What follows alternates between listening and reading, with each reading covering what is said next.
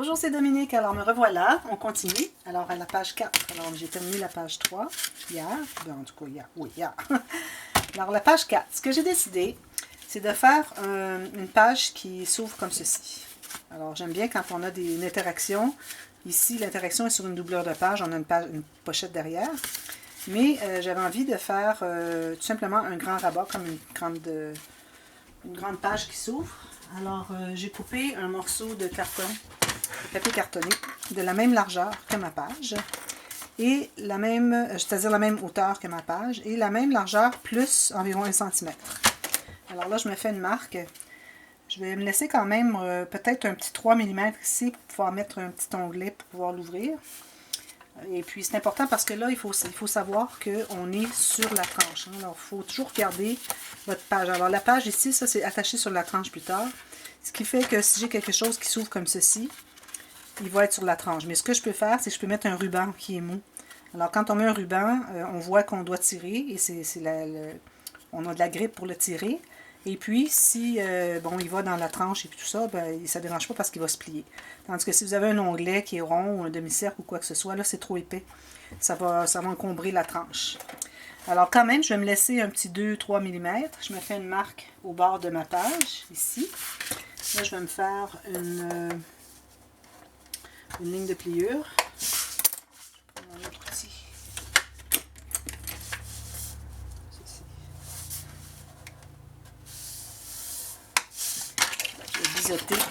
Les deux côtés ici. Je vais plier. Et même idéalement, je me ferai une autre petite ligne juste à côté, à 1 mm à côté, pour faciliter le pliage. Ça fait que c'est plus souple. Surtout quand vous avez du papier cartonné épais. Alors là, je vais mettre ma colle tout simplement et je mettrai mon petit ruban de... Bon, je l'ai avec moi, peut-être que je pourrais le mettre tout de suite. Je vais le mettre tout de suite. Question de ne pas l'oublier. Parce qu'on doit le mettre avant de mater de papier design. Alors, je mets ça en bas égal avec le coin, même chose en haut.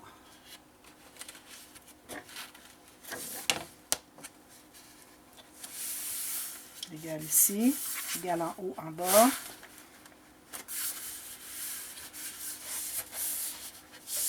Je vais tenir un petit peu parce que ça, ce papier, il prend un peu de temps à coller. Alors, je vais me prendre un bout de ruban comme celui-ci. Excusez, j'avais tout serré mes choses parce que j'ai fait une petite vidéo d'autre chose tout à l'heure. Oups! Désolée. Alors ici, ça devrait être bien collé. Voilà. Une petite goutte de colle ici pour à peu près au centre, idéalement. Bon, mais il faut que je colle mon ruban avant. Je vais coller mon ruban ensemble.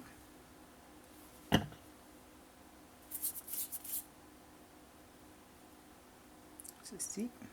Et comme ceci. Alors, vous voyez, ça donne un petit onglet et puis, c'est pas encombrant pour la tranche.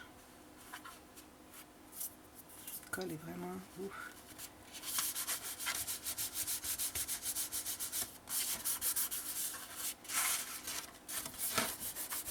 Ça enlève bien, par exemple. Un avantage, la colle, mais on peut enlever la colle extra. Alors, j'essaie de le centrer un peu. Ça. Et quand je le mettrai plus tard, bien, il sera couvert ici. Bon, maintenant, ce que je dois faire. Alors, j'ai fait le tuto pour comment faire les petites fiches de classement. Alors, j'en ai une au centre, une à gauche, une à droite. Alors, j'ai décidé que je les mettrais dans des pochettes. Alors, je fais 3 pochettes. Alors, je vais commencer par celle qui est la plus profonde, celle qui est la plus large ici, parce que je veux les empiler. Parce qu'habituellement, je fais la pochette avec vous savez, avec les rabats et puis sur le côté, et puis bon, c'est coupé, et puis les petits morceaux, puis on les met à l'intérieur. Mais là, c'est trop épais. Puis en plus, ils ne sont même pas encore matés. Alors, je vais mater l'extérieur des deux côtés. Alors, je me dois de faire des pochettes empilées, les unes par-dessus les autres. Alors ici, je me mets une marque à la largeur de là, on travaille sur le rabat. Alors, on ne travaille pas sur la page, c'est fini. On travaille sur le rabat. D'ailleurs, ici, je vais mettre un aimant. Alors, ici, la largeur d'ici à ici pour le rabat. Je vais tracer ma ligne de pliure. Ici, mon petit outil. Alors, une ici. Et puis l'autre ici.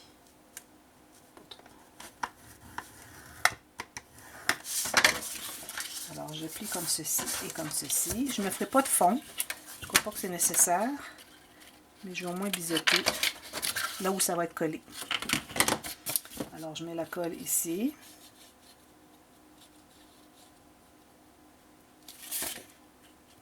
Comme on fait les autres pochettes. Ça, c'est l'extérieur. À l'intérieur, je mets une fine ligne à la base. Alors ça, je vais coller ça ici. À droite, à gauche. Ceci.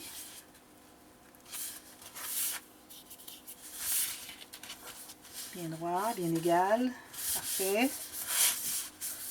Oui, je vais me faire une coche. Bon, il est trop tard. Je vais faire une coche ici.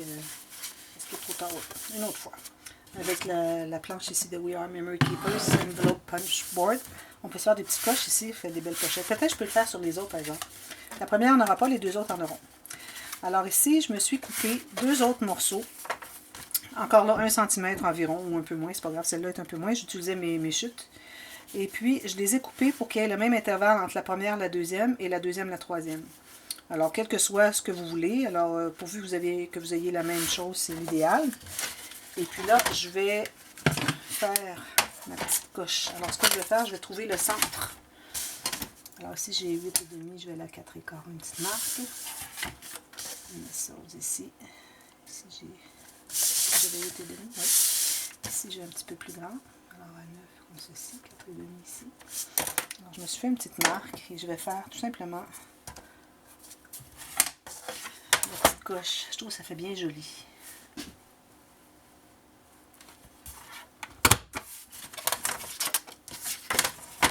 Une chose avec celle-ci.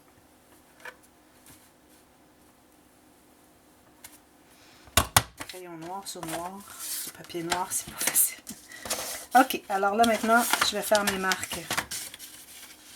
Alors la plus grande, c'est celle-ci. Alors je prends la deuxième. Et idéalement, je me ferai une marque au centre de ma pochette. Parce que je veux que ma coche soit vraiment bien centrée. Ici, c'est le centre. Alors je vais mettre ma petite coche en plein ici. Et je vais me faire une marque de chaque côté. Comme ça, je suis certaine que ça va être centré. Puis je vais faire la même chose avec celle-là plus tard. Alors là, je vais faire mes lignes de pliure ici.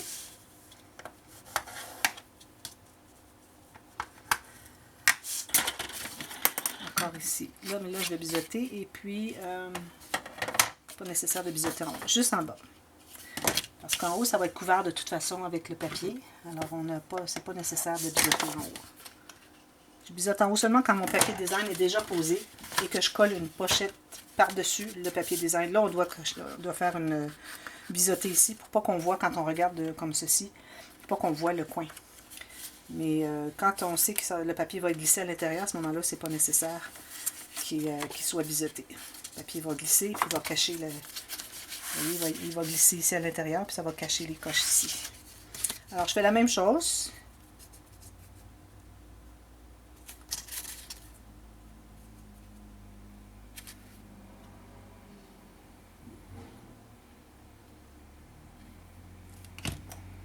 Et je vais poser sur le bord encore.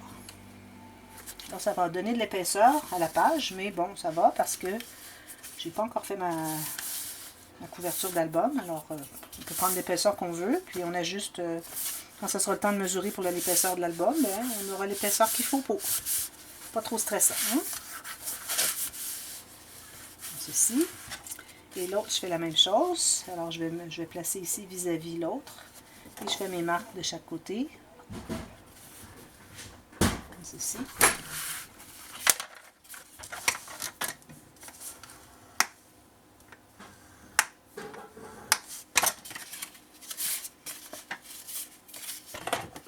Et notre page va être faite. Alors c'est 3 pochettes. tout simplement.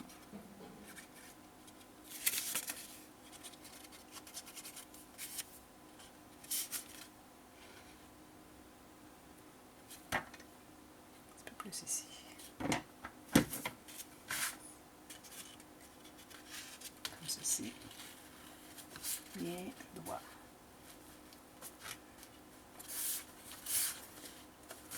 Et voilà. Alors là, ce type de pochette-là, on ne peut le faire que lorsqu'on a vraiment de l'espace, parce que, ça, comme vous voyez, on ajoute 6 épaisseurs de papier cartonné. Et là, ici, moi, j'utilise du papier cartonné 220 grammes, alors vous avez 225 grammes, alors vous imaginez l'épaisseur que ça donne. Ça donne une bonne épaisseur. Si vous êtes limité dans votre épaisseur de page, alors à ce moment-là, vous ne pouvez pas faire cette technique. Alors, tout ce qui va me rester à faire maintenant, c'est de mater. Alors, je vais avoir une pochette ici, une pochette ici.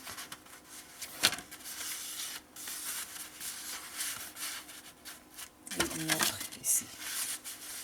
Quelque chose comme ça.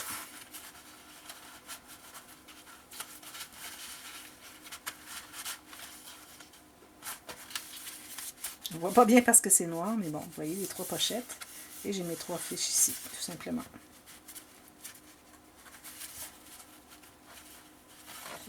Puis si jamais avec le matage, ça fait plus épais, ça ne veut pas se rendre assez profond, j'ai encore tout ça ici, alors ça va bien. Puis si je vais me poser un aimant,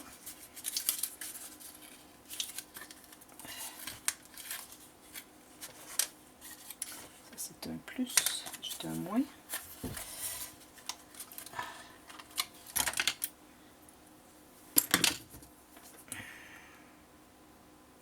Et je vais le mettre sous, ici. Ah, encore là, toujours au moins 3/4 de centimètre minimum du rebord pour qu'on puisse, une fois qu'on met notre papier imprimé, qu'on puisse le coller ici, qu'on ait de l'espace pour qu'il puisse coller et qu'on ne voit pas l'aimant de côté. Et puis ici, bien droit, tout simplement. Alors j'ai mes 3 pochettes et j'ai ma page ici qui donne quelque chose de plus. Voilà. Alors ça, c'est la numéro 4. Numéro 4. Alors je vous reviens avec la numéro 5 plus tard.